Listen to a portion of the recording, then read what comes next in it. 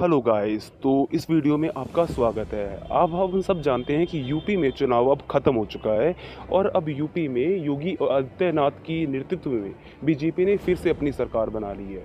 लेकिन हम सब जानते हैं कि अब योगी को प्रधानमंत्री के अगले चेहरे के तौर पर बीजेपी में देखा जा रहा है। कभी ना कभी एक ऐसा दिन ज़रूर आएगा जब नरेंद्र मोदी राजनीति से संन्यास लेंगे और बीजेपी को प्रधानमंत्री के लिए एक अलग से चेहरे की ज़रूरत होगी जिसकी साख पूरी देश में हो। तो अब योगी आदित्यनाथ को उस चेहरे के रूप में देखा जा रहा है।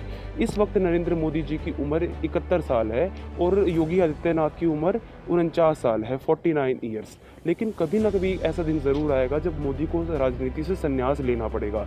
तब प्रधानमंत्री के अगले उम्मीदवार ज़रूर योगी आदित्यनाथ होंगे और योगी आदित्यनाथ को काफ़ी कट्टर हिंदूवादी माना जाता है। तो इसलिए अगर योगी आदित्यनाथ देश के प्रधानमंत्री के तौर पर चुने जाते हैं तो हमारे देश में क्या क्या बदलाव आ सकता है, इस वीडियो में हम इसके ऊपर बात करने वाले हैं। तो आइए वीडियो शुरू करते हैं।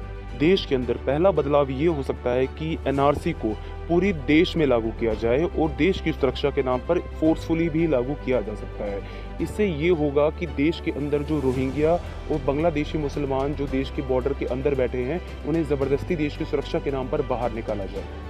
तो पहला बदलाव ये है। देश के अंदर अगला बदलाव ये हो सकता है कि हमने बहुत बार देखा है कि बीजेपी पाक अधिकृत कश्मीर के लिए वो कश्मीर का वो हिस्सा जो कि पाकिस्तान के कब्ज़े में है उसके प्रति काफ़ी ज़्यादा सख्त है और काफ़ी बार भी हमने ये देखा है कि संसद में बयान दिए गए हैं कि वो अधिकृत कश्मीर हमारे अंदर मिलाया जाए और उसके ऊपर एक योजना भी बनाई जा रही है। और भारत के अंदर जो सरकार है बीजेपी की वो किसी तीसरे पक्ष की दखलंदाजी बर्दाश्त नहीं कर सकती है। तो हो सकता है कि जैसे आज के वक्त में यूक्रेन के ऊपर रशिया ने हमला करके यूक्रेन को अपने अंदर मिलाने की आज कोशिश की है, वैसे हो सकता है भारत योगी आदित्यनाथ के प्रधानमंत्री बनने के बाद पाकिस्तान पर आक्रमण करे और पाक अधिकृत कश्मीर को अपने अंदर मिलाने की पूरी कोशिश की जाए और इसके ऊपर एक अभियान चलाया जाए।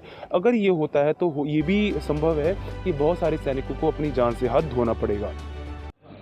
इसलिए एग्रेसिव हूं कि जम्मू एंड कश्मीर के पीएको को आप भारत का हिस्सा नहीं मानते हो क्या? एग्रेसिव ना हो, जान दे देंगे इसके लिए। क्या बात कर रहे हो आप? एग्रेसिव होने की क्या बात कर रहे हो? जान दे देंगे इसके लिए।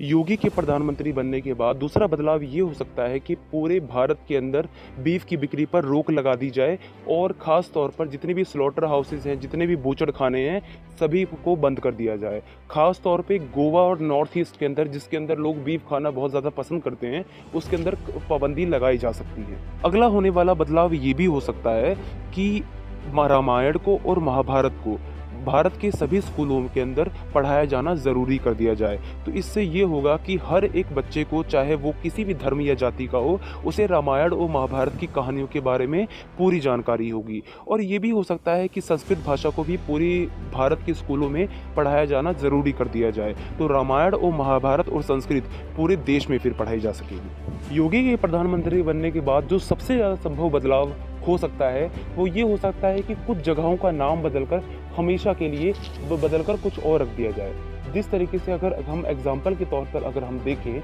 हैदराबाद का नाम बदलकर रखा जा सकता है प्रयागराज, लखनऊ का नाम बदलकर हो सकता है रखा जाए लक्ष्मीपुर, औरंगाबाद का नाम बदलकर हो सकता है रखा जाए शिवाजी नगर, मिर्ज़ापुर का नाम हो सकता है मिश्रापुर और मुर्शिदाबाद का नाम बदलकर रखा जा सकता है श्याम प्रसादपुर।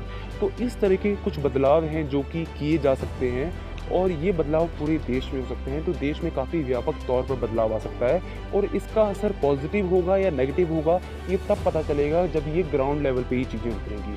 तो कैसी लगी आपको वीडियो हमें कमेंट सेक्शन में ज़रूर बताना और चैनल को लाइक, शेयर और सब्सक्राइब मत भूलना। थैंक यू सो मच और चैनल के साथ जुड़े रहने के लिए चैनल को सब्सक्राइब जरूर करना। Thank you so much for the listening. Signing off, bye bye.